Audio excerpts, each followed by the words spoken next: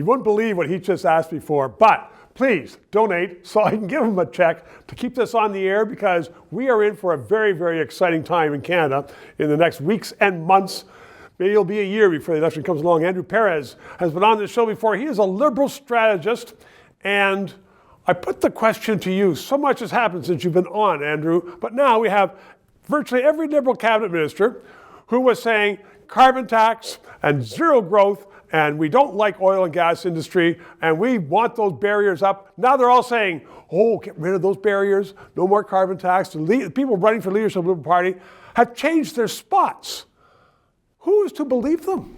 Look, I think Mr. Trudeau's leadership was an albatross around the necks of all these cabinet ministers. Clearly, because Canadians didn't like that government. And with his exit, he's given the party, the caucus, the cabinet permission to pivot back to the center. And we've seen this with the policy pledges of all the top-tier candidates. Yes, they have. Scrap the consumer carbon tax, reverse the highly unpopular changes to the capital gains inclusion rate.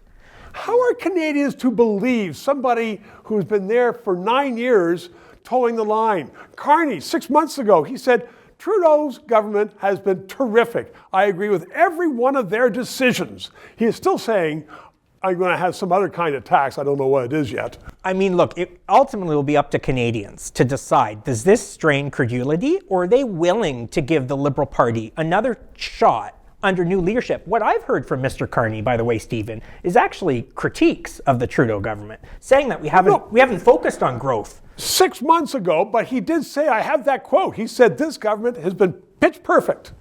And now he's changing his tune because he wants to be elected. And the national mood has changed. You know, early in January, the Conservatives had a 27-point lead over the Trudeau Liberal Party. That's now a dead heat between those two parties. Andrew, does not let you think that, those Canadians who are changing their mind, aren't they a bit suckers? Well, as the old saying goes, events, dear boy, events. And what are the events? Trudeau exiting, an unprecedented US-Canada trade war, and a leadership race that has breathed oxygen into this party. Tell me about what the Tories must be thinking. I mean, they were so far ahead, they had it in the bag, and now it's not in the bag. The Conservative Party is walking a very tight rope between critiquing this government on affordability issues and a whole host of other issues, right, while also having to appear patriotic to adopt that Team Canada approach. The Conservative leader has pivoted his messaging a bit, but we'll wait to see what he does over the coming days and weeks. Because he has to be more than just a naysayer.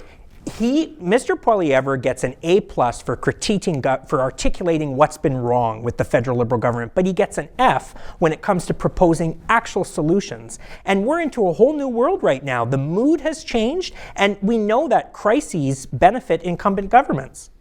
No, they absolutely do. And that's a good phrase, a whole new world. We don't know what's coming up. Andrew Perez, thank you very much. 3 minutes. To those of you who have subscribed and donated, a heartfelt thank you. You're keeping us on the air. If you're watching and you haven't, please try to do so, because 4 years ago we started this show because there needed to be independent analysis. Now more than ever, with the Online Harms Act, once that gets into law, it's been passed once by the House, there are going to be hundreds of bureaucrats censoring the news in Canada, censoring this show. We need to keep it on the air. Thanks for your support.